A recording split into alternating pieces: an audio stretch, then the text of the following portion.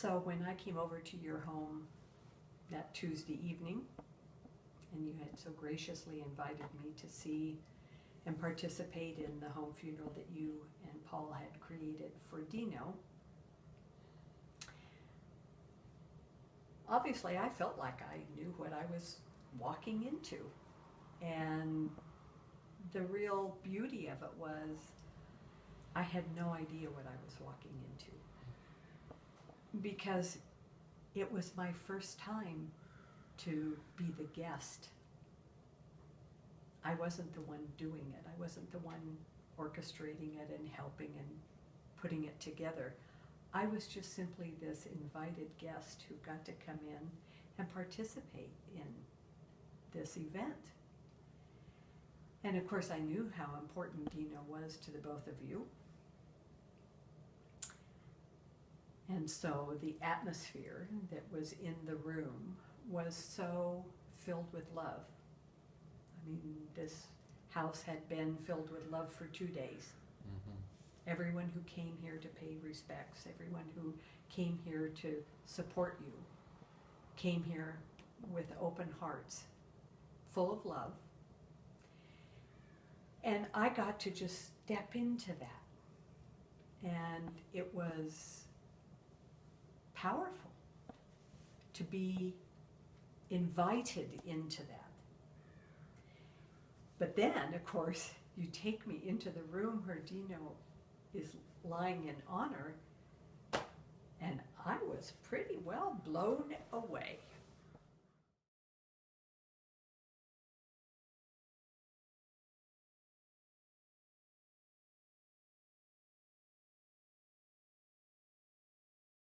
This is our boy Dino, who died on Monday afternoon, and he has been in our garden guest room, lying in honor, packed on Techni ice. And it's so simple to put underneath the animal's body, changing the ice out every 12 hours. And this whole process of creating an honoring altar is so organic. If I shared photos from day one, the whole evolution of love that keeps pouring in for this animal has been incredible. The flowers just add to the beauty of his departure this time of year.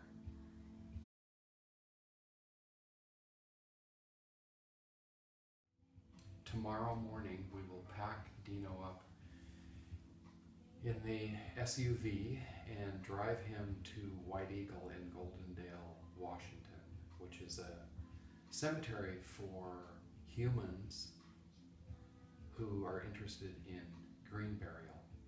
And green burial just simply means without a concrete coffin liner, the hardware of metal caskets. So humans are wrapped in shrouds or in a simple pine box and buried 3.5, 4 feet deep at this cemetery. And on the perimeter of White Eagle, they have areas for pets.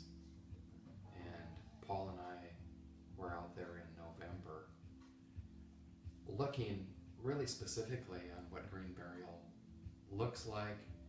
And since I'm a home care funeral consultant, I thought rather than going cremation, this just seems to be the right thing to return Dino to the earth.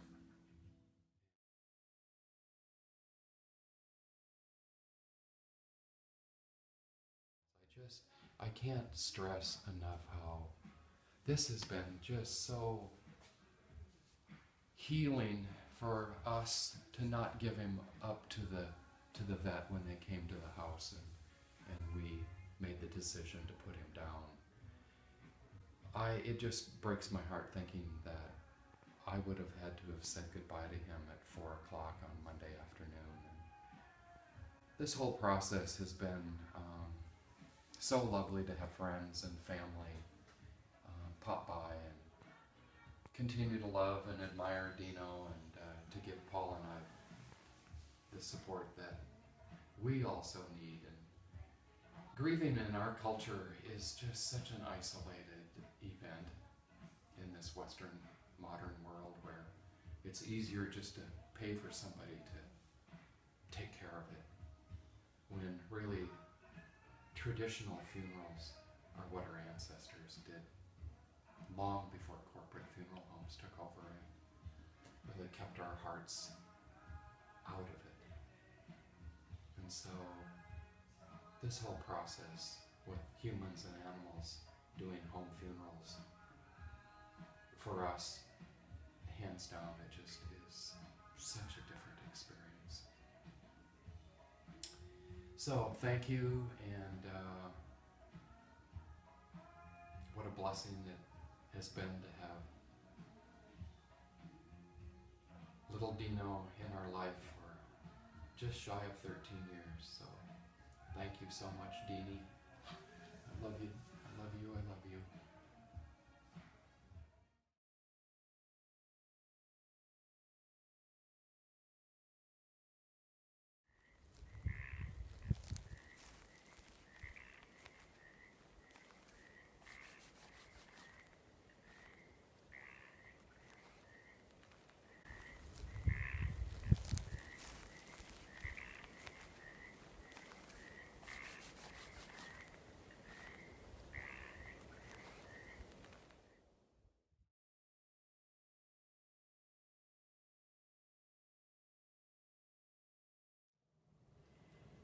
And to think that through the act of dying, through the act of being dead,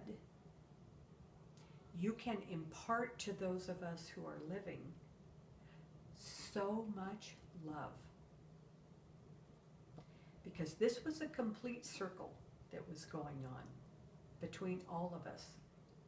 And Dino was the one who was emanating all of that. And it was a two-way street. Could we have loved Dino more? No, it wasn't possible. But the beauty was Dino was also loving us. This is what I want everyone to experience in death, whether it's a home funeral, whether it's for your animal, whether it's for your mother. What I want everyone to be able to participate in as far as death is the fact that no love ever is stronger. Maybe at birth. Birth, of course, is the opposite end of that spectrum. And because birth is filled with such dynamic, energetic joy, doesn't lessen the fact that there's a lot of love there. But when love is at the opposite end, where it is so still, and it's a downward movement, everything is being grounded. Everything is grounded in the beginning and the end. And there we all are. And we all get to sit there in this room together and feel what it's like to know that this is also where we are all going. And will we get to be the recipient of so much love? Will our family and friends get to be the recipient of our love in return? There's only one way to know, and that's to participate. That's to be willing to step into this just on the outside chance that everything I'm saying is true.